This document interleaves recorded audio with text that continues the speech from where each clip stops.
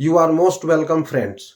तो फ्रेंड्स, आज मैं आप लोगों के लिए एक इंग्लिश स्टोरी लेकर आया हूं जिसे इंग्लिश से हिंदी में अनुवाद करना सीखेंगे।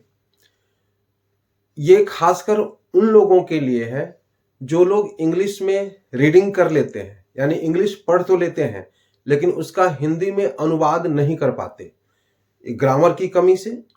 तो ऐसे स्टूडेंट के लिए जिन्हें ग्रामर की नॉलेज कम है उनके लिए, और जो ग्रामर जानते भी हैं उनके लिए, कैसे हम हिंदी आउट करेंगे, कैसे हिंदी इसका बनाएंगे, वो आप आसानी से समझ जाएंगे। तो आए देखें इसे कैसे हम हिंदी में ट्रांसलेट करते हैं। यहां दिया गया है a mouse and a lion, एक चूहा और एक शेर, ये इनकी कहानी है। एक ए फॉर एक, माउस यानी चूहा, एंड मतलब और लायन मतलब लायन मतलब एक शेर। अब यहां से देखें वंस, वंस का मतलब होता है एक बार, वंस मतलब एक बार, एक बार। अब अ लायन, ये आर्टिकल है, ए लायन के पहले आया है, तो इन दोनों को एक साथ हम मीनिंग आउट करेंगे। अ लायन यानी एक शेर, एक शेर। अब यहां देखें वाज स्लीपिंग, वाज से पास्ट का पता चलता है और स्लीपिंग से कंटिन्यूअस का, फोर्थ फॉर्म वर्ब का कंटिन्यूअस होता है, इसलिए वाज स्लीपिंग से पास्ट कंटिन्यूअस हो गया, यानी सो रहा था। तो पहले आएगा सो रहा था, क्योंकि पास्ट कंटिन्यूअस में रहा था, रही थी, रहे थे आता है। अब यहां पर है ये एक साथ इसका हम लिए। अब यहां है अंडर अ ट्री। अब देखिए अंडर क्या है, प्रीपोजिशन है, और अ ट्री क्या है कि नाउन वर्ड है। तो अंडर अ ट्री, आप देखेंगे हिंदी में प्रीपोजिशन बाद में आता है। जैसे हम हिंदी में कहते हैं पेड़ के नीचे, तो पहले आया पेड़, उसके बाद आया के नीचे। लेकिन इंग्लिश में पहले प्रीपोजिशन आता है, उसके बाद नाउन आता है। तो अंडर अ ट्री, लेकिन हिंदी में तो हम ऐसे ही लिखेंगे पेड़ के नीचे, यहां से लेकर के यहां तक एक साथ मीनिंग आएगा इसका। पेड़, पहले हम लिखेंगे पेड़, फिर लिखेंगे के नीचे, अंडर मतलब नीचे। अब यहां तक आ गया, यानी एक बार एक शेर पेड़ के नीचे सो रहा था। तो ऐसे अगर आप बना लेते हैं तो फिर इस तरीके से हिंदी बनाना आसान हो जाएगा। अब देखें सडनली, सडनली का मतलब क्या होता है, अचानक, अचानक, ये सिंगल वर्ड है, इसको क्या लेंगे अ माउस, यहां से भी ये नेम है अ माउस, सब्जेक्ट में आया, अचानक एक चूहा, एक चूहा। कहता है केम आउट, केम यहां है और आउट यहां है। केम आउट का मतलब है निकल आया, निकल आया। अब ये फ्रॉम हिज होल, अब फ्रॉम यहां प्रीपोजिशन है, फ्रॉम हिज होल यानी ये तीनों वर्ड को एक साथ लेंगे। प्रीपोजिशन का ये ऑब्जेक्ट हो जाता है, जैसे वर्ब का ऑब्जेक्ट होता है उसी तरह से प्रीपोजिशन का भी ऑब्जेक्ट होता है। तो फ्रॉम हिज होल, अपने बिल से, यहां पर अपने बिल से, अपने बिल से। फिर आया है एंड यानी और, ये कंजंक्शन है। कंजंक्शन का काम है दो वर्ड को या दो क्लॉज को आपस में जोड़ना है, दो सेंटेंस को जोड़ना। तो और जम्प्ड ओवर, अब ये है जम्प्ड, जम्प्ड यानी ये कौन सा टेंस में चला गया, पास्ट इंडेफिनिट टेंस में। ये भी था केम आउट पास्ट इंडेफिनिट में, तो जम्प्ड वर्ब के सेकेंड फॉर्म होता है पास्ट इंडेफिनिट, तो जम्प यानी कूद गया, कूद गया। कहां कूद गया, तो ओवर लायंस बॉडी, ये ओवर भी प्रीपोजिशन है, ये एक साथ यहां से यहां तक आएगा। ओवर लायंस बॉडी, ये एपोस्ट्रोफी है, लायंस बॉडी यानी शेर के बॉडी पर, शेर के शरीर पर, ओवर मतलब पर, ये तो शेर के शरीर पर कूद गया, शेर के शरीर पर कूद गया। यानी यहां देखें, अचानक एक चूहा निकल आया, बाहर निकल आया, यहां पर दे दें बाहर निकल आया, बाहर निकल आया,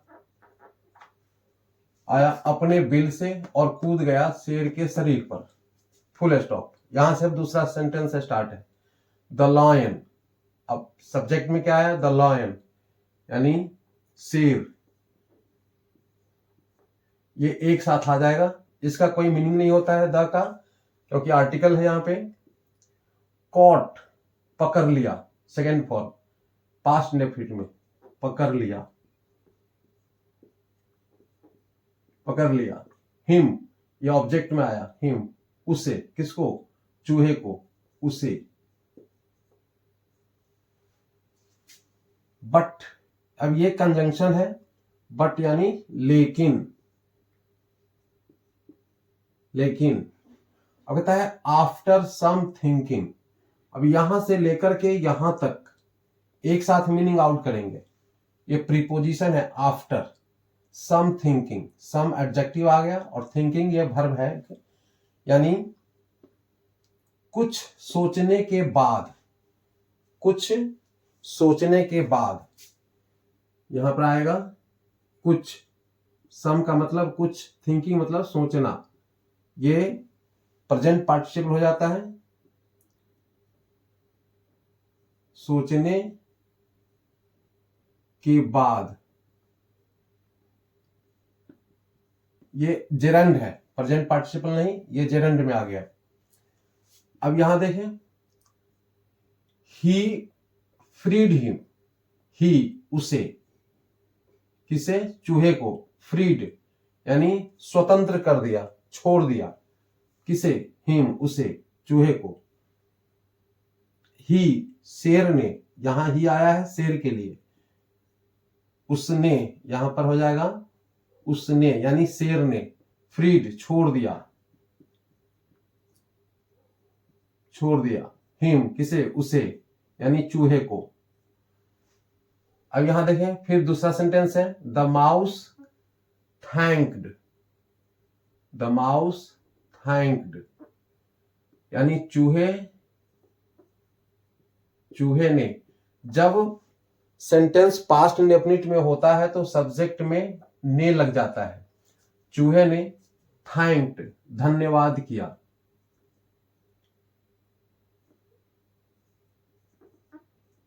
धन्यवाद किया, किसे, द लायन शेर को, शेर को। एंड और शेड कहा, दैट की, यहां कंजंक्शन हो गया, जोड़ रहा है दो सिंपल सेंटेंस को, कि वन डे एक दिन, he will help the lion यानी एक दिन ही वह, कौन वह, चूहा, विल हेल्प मदद करेगा, द लायन यानी शेर को। तो यहां से विल हेल्प, और इसका जब ऑब्जेक्ट आता है तो इसको एक साथ हम ले सकते हैं, जिसमें एक वर्ब ट्रांजिटिव होता है, एक इंट्रांजिटिव वर्ब होता है। तो ट्रांजिटिव वर्ब का ऑब्जेक्ट होता है, तो ऑब्जेक्ट वाले वर्ड को हम एक साथ मीनिंग में ले सकते हैं। तो विल हेल्प द लायन, शेर को मदद करेगा, एक साथ हम इसको ले सकते हैं, शेर को मदद करेगा।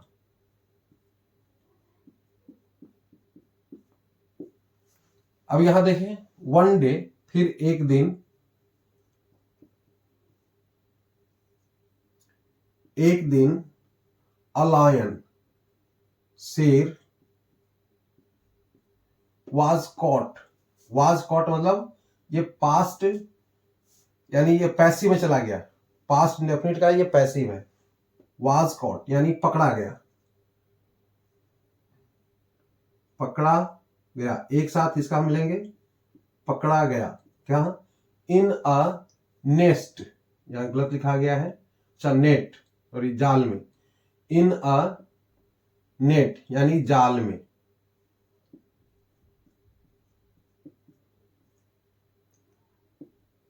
ही रोल्ड, तो उसने दहाड़ा, ही किसके लिए आएगा, शेर के लिए, तो यहां पर आएगा हिंदी उसने, उसने रोल्ड यानी दहाड़ा। द माउस केम देयर, अब क्या होता है, माउस चूहा, केम देयर वहां आ गया, यहां पर देयर, देयर यानी ये एडवर्ब है, वहां, केम आ गया,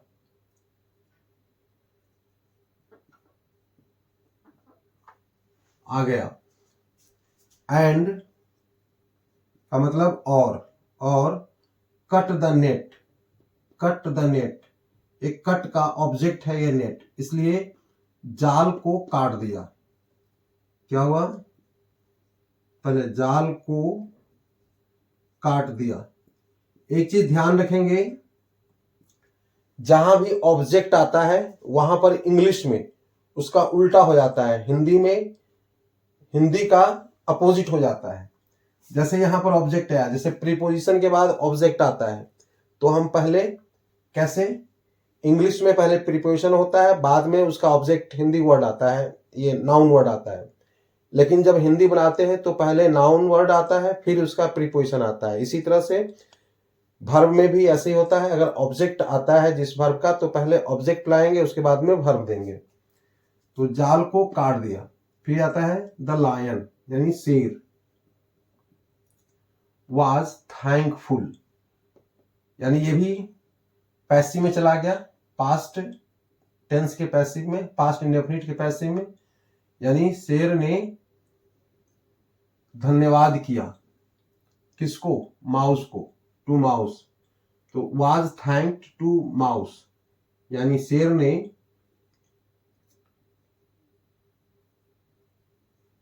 धन्यवाद किया, किसे, टू माउस, चूहे को।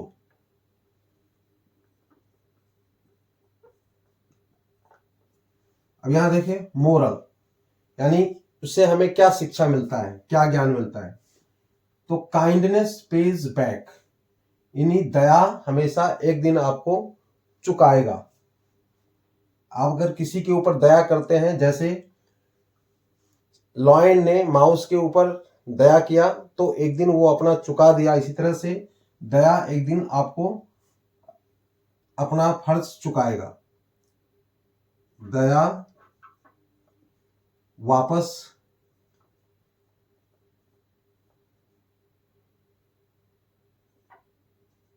चुकाया जाता है,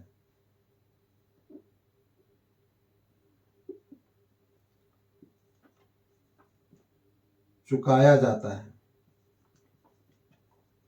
डू गुड हैव गुड, अच्छा करेंगे तो अच्छा होगा, यानी कर भला तो हो भला, अच्छा करेंगे तो अच्छा होगा।